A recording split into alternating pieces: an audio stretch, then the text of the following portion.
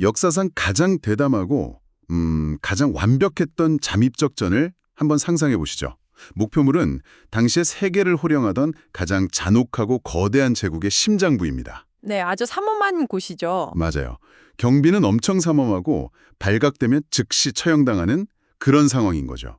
근데 이 적진 한가운데로 침투한 특수 요원이 다름 아닌 막 울고 있는 갓난아기라면 여러분은 믿으시겠습니까? 와, 이거 진짜 영화 오프닝으로 써도 전혀 손색이 없는 설정이네요. 그러니까 가장 취약한 존재가 가장 강력한 권력의 중심부로 그냥 쑥 파고 들어간 셈이니까요. 네. 오늘 저희가 이 시간에 아주 깊게 파헤쳐볼 심층 탐구, 즉 딥다이브의 주제가 바로 이 기막힌 아이러니에서 출발합니다. 여러분도 잘 아시는 인류 역사상 가장 널리 알려진 고대 문헌이죠. 출애굽기 2장 텍스트에 등장하는 모세라는 인물의 이야기인데요. 네, 모세죠. 보통 모세라고 하면 다들 그 지팡이를 딱 들고 바다를 쫙 가르는 그런 어마어마한 영웅의 이미지를 떠올리기 쉽잖아요. 그렇죠. 근데 오늘 우리가 주목할 부분은 그런 영웅의 화려한 무용담이 아닙니다. 철저하게 짓밟히던 노예 민족의 아이가 어떻게 제국의 궁전에서 자라나고 또 왜 갑자기 살인자가 되어서 쫓겨나며 결국 이름 모를 사막에서 완벽한 이방인으로 전락하게 되는지 그 처절하고 파란만장한 심리적 붕괴와 재조립의 과정을 텍스트를 통해 따라가 볼 겁니다. 아주 흥미로운 접근이네요. 그리고 시작하기 전에 꼭 짚고 넘어가야 할 게 하나 있습니다. 오늘 저희가 다루는 이 텍스트가 사실 종교적으로나 정치적으로 굉장히 무게감이 있는 문헌이잖아요. 네, 그렇죠. 아주 민감할 수 있는 텍스트죠. 맞습니다. 하지만 오늘 저희는 그런 종교적, 정치적 해석이나 특전 입장은 다 내려놓고 철저하게 이 제공된 텍스트 자체에 담긴 흥미로운 서사와 인물의 정체성 변화, 그리고 문학적 가치에만 아주 객관적으로 집중할 겁니다. 여러분께 어떤 관점을 강요하려는 게 절대 아니라는 점 명확히 말씀드리고요. 자, 이제 이 내용을 본격적으로 파헤쳐 볼까요? 좋습니다. 이야기의 시작부터 아주 숨막히는 긴장감이 흐르는데요. 무대는 이집트입니다. 당시 파라오, 즉 이집트 왕 바로는 히브리인들의 인구가 늘어나는 걸 너무 두려워한 나머지 새로 태어나는 모든 남자아이를 나일강에 던져 죽이라는 아주 끔찍한 제도의 폭력을 시행하고 있었습니다. 와, 진짜 끔찍하죠? 완전히 국가 단위의 제노사이드가 벌어지고 있는 절망적인 상황이에요. 근데 바로 그때 레위 지파의 한 부부 사이에서 남자아이가 태어납니다. 부부는 아이가 너무 예뻐서 참아 버리지 못하고 석 달 동안 몰래 숨겨서 키워요. 네, 석 달이나요? 근데 아기가 커가면서 울음소리도 막 커졌을 테고 더 이상 숨기는 게 불가능한 한계점, 그 데드라인이 결국 찾아옵니다.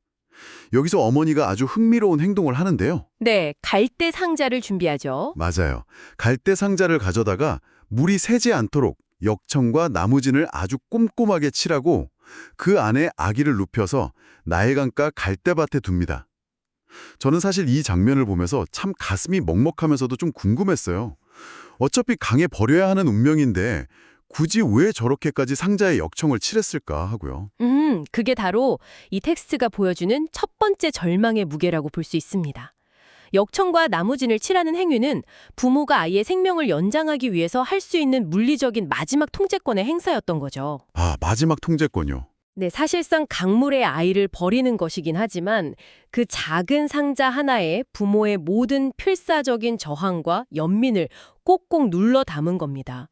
생존 확률이 거의 0%에 가깝다는 걸 알면서도 그 0.1%의 기적에 아이의 운명을 맡겨버린 셈이죠. 너무 슬프네요. 그렇게 부모의 손을 떠난 갈대 상자가 강물을 따라 흘러가는데 이 아기의 누이가 멀찍이서 상자가 어떻게 되는지 숨어서 지켜보고 있습니다. 근데 여기서 그야말로 기막힌 거의 기적 같은 우연이 발생해요. 마침 이집트 제국의 공주, 즉 바로의 딸이 목욕을 하러 강으로 내려온답니다. 네, 가장 극적인 만남이 이루어지는 순간이죠. 공주가 갈대 사이에 상자를 발견하고 딱 열어보니 아기가 울고 있었죠. 공주는 단번에 이 아기가 막 죽임당할 위기에 처한 시부리 사람의 아기라는 걸 알아차립니다. 바로 여기서 서사의 방향이 완전히 뒤집어집니다. 생각해보세요. 억압하는 제국의 상징과 같은 공주가 억압받는 식민지 백성의 아기를 발견한 거예요. 원래 파라오의 명령, 즉 국가의 법대로라면 공주는 그 아기를 즉시 물에 빠뜨리거나 군인들에게 넘겨야 맞습니다. 그렇죠. 당장 처형해야죠. 근데 텍스트를 보면 공주가 아기를 보고 불쌍히 여겼다고 기록하고 있어요. 이게 참 여기서 제국의 법이 무너진 거군요. 아주 정확하게 보셨습니다. 이 텍스트가 보여주는 놀라운 통찰이 바로 거기에 있어요.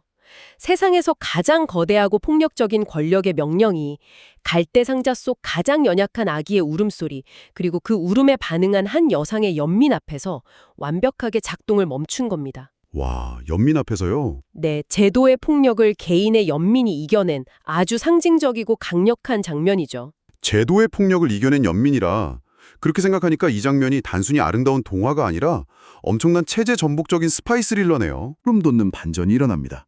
숨어서 이 모든 걸 지켜보고 있던 아기의 누이가 공주가 아기를 불쌍해하는 그 찰나의 타이밍을 절대 놓치지 않고 싹 튀어나와요. 그러고는 공주에게 아주 대담한 제안을 합니다. 제가 히브리 여인 중에서 유모를 모셔다가 공주님을 대신해 이 아기에게 젖을 먹이게 할까요? 하고요. 와, 그 누이의 상황 판단력과 담대함은 정말 감탄이 나옵니다. 제국의 공주 앞인데 전혀 두려워하지 않고 철저하게 자기 페이스로 판을 짜버리죠. 진짜 똑똑하죠. 공주는 또 그 제안을 수락하고 결국 누리는 누구를 데려오죠? 다름 아닌 아기의 친어머니를 데려옵니다. 그리고 제가 이 이야기에서 가장 충격받았던 대목이 이어지는데요. 제국의 공주가 아기의 친어머니에게 이렇게 말합니다. 이 아기를 데려다가 나를 위하여 젖을 먹이라. 내가 그 싹쓸 주리라. 네, 돈을 준다는 거죠. 세상에. 이집트의 군대와 법이 죽이려고 혈안이 되어 있던 히브리 아기를 오히려 이집트 왕실의 보호 아래서 심지어 왕실 자금으로 월급을 받아가면서 친어머니가 아주 안전하게 키우게 된 거예요. 아, 이보다 더 완벽한 코미디이자 아이러니가 있을까요? 사실상 제국의 예산으로 적국의 아이를 양육한 셈이죠. 여기서 아기는 결국 궁궐로 들어가 궁주의 아들이 되고 그녀는 내가 그를 물에서 건져내었다는 의미로 아기에게 모세라는 이름을 지어줍니다. 이 이름 자체에 이미 생존과 구출의 의미가 강렬하게 각인되어 있는 겁니다. 자, 이렇게 적진의 심장부에서 가장 완붓한 위장신분으로 심지어 최고의 엘리트 교육을 받으며 자라났을 모세인데요. 시간이 흘러 성인이 된 모세가 드디어 궁궐 밖의 세상, 즉 현실로 걸어 나옵니다. 여기서부터 텍스트는 분위기를 완전히 반전시키면서 걷잡을 수 없는 파국으로 우리를 몰고 가는데요. 네, 진짜 위기가 시작되죠. 궁궐 밖으로 나온 모세는 자기 형제들, 즉 히브리인들이 고통스럽게 강제 노역을 하는 현장을 보게 됩니다. 그러다 어떤 이집트 사람이 한 히브리 사람을 막 구타하는 것을 목격하죠. 이때 모세는 좌우를 살피고 아무도 없는 것을 확인한 뒤에 그 이집트 사람을 쳐 죽여서 모래 속에 감춥니다. 근데 잠깐만요. 저는 이 대목을 읽으면서 도저히 이해가 안 가는 지점이 있었어요. 어떤 부분이 그렇게 모순처럼 느껴지셨나요? 상식적으로 한번 생각해보죠. 모세는 이집트의 왕자잖아요. 당대 최고의 권력자 중 한 명입니다. 자기 눈앞에서 노예 감독관이 사람을 때리고 있다면 그냥 가서 야, 그만 때려, 당장 멈춰. 이렇게 권위 있게 명령하면 끝날 일 아닙니까? 그렇죠. 왕자의 권력이라면 충분히 가능하죠. 근데 왜 굳이 두리번 좌우를 살피고 사람을 몰래 암살하듯이 죽인 다음에 모래에 감춰야 했죠? 왕자답지 않게 너무 비겁하고 조심스러운 태도 아닌가요? 아주 날카로운 질문입니다. 그 지점이 바로 모세가 겪고 있던 내면의 모순, 즉 정체성의 붕괴를 정확히 짚어내는 열쇠입니다. 모세가 왕자였던 것은 맞죠. 하지만 그는 동시에 자신이 히브리인이라는 사실도 분명히 알고 있었어요. 아, 속으로는 자기가 히브리인이란 걸 알았군요. 네, 이집트의 사법체계 내에서 왕자가 노예를 때리는 감독관을 합법적으로 처벌할 명분은 사실상 없습니다. 이집트의 법은 철저히 히브리인들을 억압하기 위해 존재하니까요.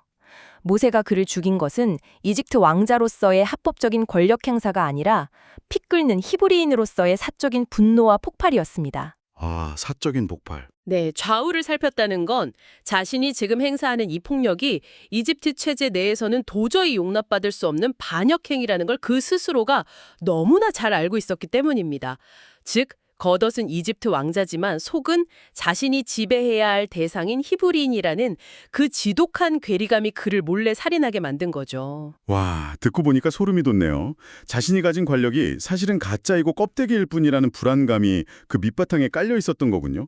자신이 진정으로 속한 세계가 어디에도 없다는 그 불안감이요? 맞습니다. 그는 이집트 시스템 안에서 완벽한 이방인이자 일종의 가짜 왕자였던 겁니다. 근데 모세의 비극은 여기서 끝나지 않습니다.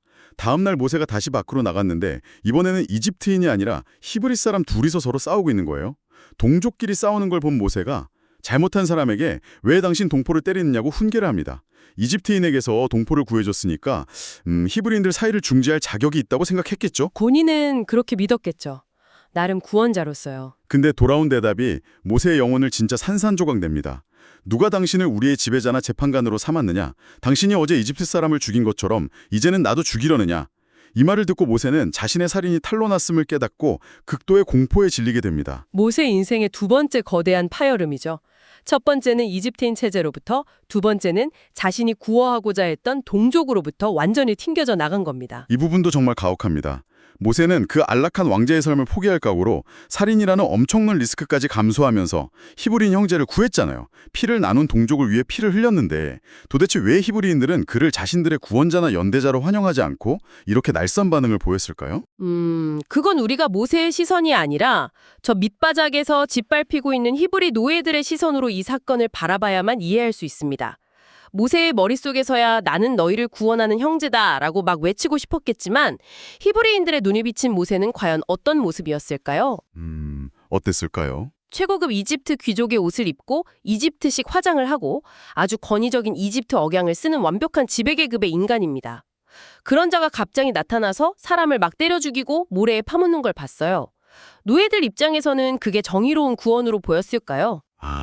아니겠네요. 무서웠겠네요. 아니죠. 그저 사람 목숨을 파리 목숨처럼 여기고 언제든 마음에 안 들면 사람을 쳐 죽일 수 있는 통제 불가능한 이집트 권력자의 또 다른 변덕스러운 폭력으로 보였을 뿐입니다. 와, 머리가 띵하네요. 히브리인들에게 모세는 우리 편이 아니라 그냥 사람을 마음대로 죽이는 무서운 권력자 중 한 명이었던 거네요. 그러니까 누가 너를 우리의 재판관으로 삼았느냐라고 그렇게 차갑게 밀어낸 거고요. 네, 맞습니다. 이집트 권력에 기대어 살면서도 이집트인을 죽였기에 제국에게서 버림받았고 히브리인들을 돕고자 했지만 이집트 지배층에 외항을 하고 있었기에 동족에게서도 철저히 배척당했습니다. 양쪽 세계 어디에도 속하지 못하는 경계인의 비극이 아주 극단적으로 드러나는 대목이죠. 선의가 철저히 오해받고 거부당했을 때 모세가 느꼈을 그 심리적 붕괴는 감히 상상하기도 어렵습니다. 자신의 정체성을 증명하려다가 모든 것을 잃은 자의 비참한 최후네요. 결국 이 살인 소식이 바로 왕에게 들어가고 파라오가 모세를 죽이려 하자 모세는 목숨을 건지기 위해 미디안 땅이라는 낯선 광야로 도망을 칩니다. 완전히 쫓겨나는 신세가 된 거죠. 네. 이제 이야기는 두 세계 모두에서 버림받은 만자가 도망친 제3의 장소, 미디안의 어느 우물가로 무대를 옮깁니다. 모든 것을 잃고 지쳐서 우물가에 주저앉아 있는 모세. 그때 미디안 제사장 르우엘의 7딸이 아버지의 양떼에게 물을 먹이려고 옵니다. 근데 험악한 남자 목자들이 와서 그녀들을 막 거칠게 쫓아내죠. 근데 여기서도 모세는 자신만의 행동 패턴을 버리지를 못합니다. 약자가 부당하게 괴롭힘 당하는 것을 그냥 지나치지를 못하거든요. 맞아요. 그 도망자 신세 솔직히 본인 코가 석자인데 굳이 일어나서 목자들을 쫓아내고 딸들을 도와 양떼에게 물을 먹입니다. 근데 이 사건 직후에 아주 흥미로운 대화가 오고 갑니다. 집으로 일찍 돌아온 딸들에게 아버지 르우엘이 놀라서 묻죠. 오늘은 어떻게 이렇게 일찍 돌아왔느냐? 그러자 딸들이 이렇게 대답합니다. 한 애굽 사람이, 즉 이집트 사람이 우리를 목자들의 손에서 건져내고 물을 길어 양떼에게 먹였나이다. 여기서 애굽 사람이라고 표현하죠. 네, 저는 이 대목에서 또 한 번 고개를 갸웃했습니다. 상식적으로 도망자잖아요. 이집트에서 지명수배가 내려진 상태라고요. 자신이 이집트 사람이라는 게 탄로나면 당장 붙잡혀갈 텐데 모세는 왜 미디안의 여자들이 자신을 단번에 이집트 사람이라고 알아보게 그냥 둔 걸까요? 추적을 피하려면 도망쳐 나오면서 당장 그 화려한 이집트 옷부터 벗어던지고 광야의 유목민처럼 위장해야 정상 아닌가요? 아주 훌륭한 통찰입니다. 바로 그 질문이 모세라는 인물이 겪는 비극의 핵심을 정확히 찌릅니다. 호스트님 말씀대로 모세가 살기 위해 이집트 옷을 다 찢어버리고 허름하게 위장했을 수도 있어요. 하지만 모세가 아무리 옷을 갈아입고 변장을 한다고 한들 40년 가까이 제국의 중심부에서 왕자로 살아온 그 애티튜드가 숨겨졌을까요? 아, 태도요? 네, 그의 걸음걸이, 무의식 중에 튀어나오는 이집트어, 사람을 대하는 태도와 고개를 드는 각도까지. 모세의 피부와 영혼에는 이집트인이라는 정체성이 마치 문신처럼 새겨져 있었던 겁니다. 그가 입을 열어 자기를 히브리인이라고 설명하기도 전에 미디안 여자들의 눈에는 그냥 머리부터 발끝까지 완벽한 애굽 사람으로 보였던 거죠. 아, 옷을 벗는다고 벗어지는 정체성이 아니었던 거군요. 자기를 죽이려 했던 그 끔찍한 제국의 꼬리표가 이 낯선 땅에서도 자신을 설명하는 유일한 단어였다니. 모세 본인도 여자들이 자기를 이집트인으로 부르는 걸 듣고 진짜 가슴이 찢어지는 듯한 기분을 느꼈을 것 같습니다. 맞아요. 그 깊은 씁쓸함과 체념은 곧바로 이어지는 사건에서 여실히 폭발합니다. 아버지는 모세를 집으로 초대하고 결국 모세는 그 미디안 시골에 주저앉아서 르우엘의 딸 십보라와 결혼을 하죠. 그리고 아들을 낳는데 그 아들의 이름을 게르솜이라고 짓습니다. 텍스트는 이 이름의 뜻을 아주 명확하게 설명해요. 내가 타국에서 나그네가 되었음이라. 내가 타국에서 나그네가 되었다. 게르솜. 이 이름은 단순한 장명이 아닙니다. 모세의 심리적 상태를 아주 날것그대로 보여주는 일종의 묘비명과 같아요. 이집트의 화려했던 왕자로서의 삶, 그리고 핍박받는 내 동족을 구원해보겠다며 피를 흘렸던 그 젊은 날의 오만과 열정, 그 모든 것을 이 미디안 사막의 모래바람 속에 영원히 묻어버리겠다는 선언인 겁니다. 이제 자신은 이집트인도 아니고 히브리인도 아니며 그저 평생 이 관야에서 양이나 치다 늙어 죽을 영원한 이방인이라는 철저한 우울증과 무기력함을 자기 핏줄인 아들의 이름에 새겨버린 것이죠. 아, 정말 가슴 아픈 대목이네요. 이 비유가 맞을지 모르겠는데 약간 세계 최고의 대기업에서 차기 최고의 임원으로 거론되던 인물이 하루아침에 모든 걸 잃고 지명수배자가 되어서 이름도 모르는 낯선 시골 동네에서 양을 치는 촌부가 된 격이네요. 아주 적절한 비유입니다. 완벽한 몰락이죠. 자, 이렇게 텍스트는 자신의 모든 정체성을 상실하고 우물가에서 무기력하게 늙어가는 한 개인, 모세의 철저한 실패를 클로즈업해서 보여줍니다. 근데 23절로 넘어가는 순간 마치 영화 컷이 확 바뀌듯이 카메라 앵글이 엄청난 스케일로 전환됩니다. 여러분도 스릴러 영화 보실 때 이런 연출 자주 보셨을 거예요. 주인공은 시골 구석에 처박혀서 완전히 잊혀져 가고 있는데 갑자기 화면은 잔혹한 제국의 심장부로 탁탁 교차 편집되면서 엄청난 긴장감을 조성하는 기법 말이죠. 이 텍스트 전체에서 가장 소름 돋는 구조적 전환이 일어나는 부분입니다. 앞서 길게 이어지던 모세 한 개인의 미시적인 도피서사가 갑자기 이스라엘 민족 전체의 고통과 거대한 신의 개입이라는 거시적인 무대로 확장되니까요. 맞아요. 텍스트는 아주 건조하게 선언합니다. 여러 해 후에 애굽왕은 죽었고, 그리고 카메라는 고된 강제노동으로 탄식하며 부르짖고 있는 수백만 명의 이스라엘 자손들을 비춥니다. 그들의 끔찍한 고통과 신음소리가 하늘에 닿았다고 묘사하죠. 그리고 이어지는 문장들이 정말 압권입니다. 이스라엘의 부르짖음에 대한 신의 반응을 연속적인 동사로 묘사하는데 저는 이 4개의 동사가 마치 거대한 폭풍에 몰려오기 전에 천둥 소리처럼 들렸어요. 그 4개의 동사는 문학적으로 아주 치밀하게 계산된 장치입니다. 한번 보시죠. 신이 그들의 고통 소리를 들으셨고 아브라함과 세운 언약을 기억하셨고 이스라엘 자손을 돌보셨고 그리고 그들을 아셨다. 들으셨고, 기억하셨고, 돌보셨고, 아셨다. 네, 한글 성경에는 이 마지막 동사도 기억하셨다고 중복 번역되어 있는 경우가 종종 있지만 원어의 뉘앙스는 그들의 처절한 밑바닥을 쏙쏙들이 아주 깊숙하게 인지하고 알았다는 뜻에 가깝습니다. 와, 정말 묵직하게 심장을 때리는 4번의 타격이네요. 오시라 미디암의 모래모래 사먹을 자신의 인생은 끝났다고 체념하며 여러 해를 허비하고 있는 동안 사실 역사의 거대한 수레바퀴는 한 번도 멈춘 적이 없었던 겁니다.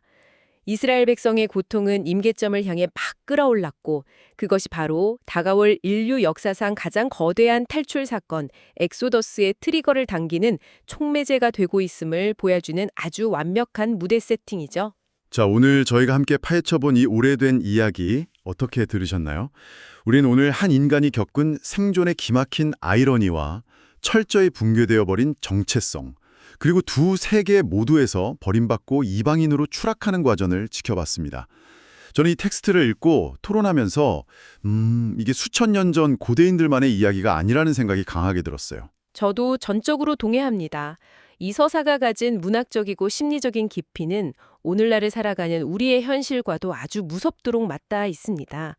살다 보면 우리 역시 내가 대체 어느 쪽에 속한 사람인지 너무 혼란스러운 극심한 정체성의 위기를 겪지 않습니까? 직장에서 혹은 인간관계에서 말이죠. 때로는 모세처럼 나의 선의와 노력이 철저하게 오해받고 배척당해서 바닥으로 추락하는 경험을 하기도 하고요. 맞아요. 실패를 맛본 후에 낯선 곳에 던져졌을 때 아무도 나를 이해해주지 않고 나 혼자만 철저히 겉도는 쓸쓸한 이방인처럼 느껴지는 그 서늘한 순간들. 내 인생의 주인공 자리에서 나 자신이 쫓겨난 것 같은 무기력함에 빠질 때가 우리에게도 분명히 있죠. 그래서 오늘 이 깊은 탐구를 마무리하면서 지금 이 이야기를 들으시는 여러분과 함께 나눠보고 싶은 아주 흥미로운 생각의 불씨를 하나 던져두고 싶습니다. 네, 어떤 걸까요? 모세는 미디안의 그 적막하고 모래바람 부는 우물가에 앉아서 자기 아들의 이름을 이방인이라 지으면서 자신의 인생은 완전히 실패로 끝났다고 단정지었을 겁니다. 더 이상 올라갈 곳도 돌아갈 곳도 없는 완벽한 체념이었겠죠. 하지만 시선을 조금만 돌려 상상해 볼까요? 만약 그가 앞으로 수백만 명의 방황하는 이방인 이스라엘 백성들을 이끌고 척박한 광야를 통과해야만 하는 거대한 운명을 앞두고 있었다면 어떨까요? 아, 방황하는 이방인들을 이끌 지도자로서요? 예, 방황해 본 적 없는 사람은 길을 잃고 방황하는 자들의 마음을 결코 이해할 수 없습니다. 이집트 궁전의 화려한 샹들리에 아래서 그냥 엘리트로만 늙어 죽었다면 모세는 절대 노예들의 눈물과 사막의 척박함을 끌어안지 못했을 겁니다. 어쩌면 그가 뼈저리게 느꼈던 그 이방인으로서의 철저한 고독, 두 세계 모두에서 거부당하고 산산조각 났던 그 끔찍한 실패와 정체성의 상실이야말로 앞으로 그 거대한 민족을 이끌기 위해 그가 반드시 거쳐야만 했던 이력서에 남겨야 할 가장 중요한 스펙이자 준비 과정은 아니었을까요? 철저한 이방인이 되어본 경험이 가장 완벽한 훈련 과정이었다는 거네요. 네, 때로는 우리가 인생에서 가장 길을 잃었다고 느끼는 그 절망의 우물가가 모든 것이 끝났다고 생각하는 그 무기력한 순간이 사실은 우리의 다음 챕터를 위한 가장 위대하고 필수적인 준비 기간일지도 모릅니다. 마치 죽음으로 향하는 줄 알았던 그 역청칠한 갈대 상자가 사실은 가장 안전하게 왕궁으로 흘러들어가고 있었던 것처럼 말이죠. 와, 정말 여운이 깊게 담은 통찰이네요. 오늘 저희가 함께 나눈 이 이야기의 조각들이 여러분의 일상 속에서 뜻밖의 통찰로 새롭게 연결되기를 바랍니다. 저희는 다음 시간에 더 깊고 더 흥미로운 텍스트를 들고 딥다이브로 다시 찾아오겠습니다. 함께해 주셔서 감사합니다.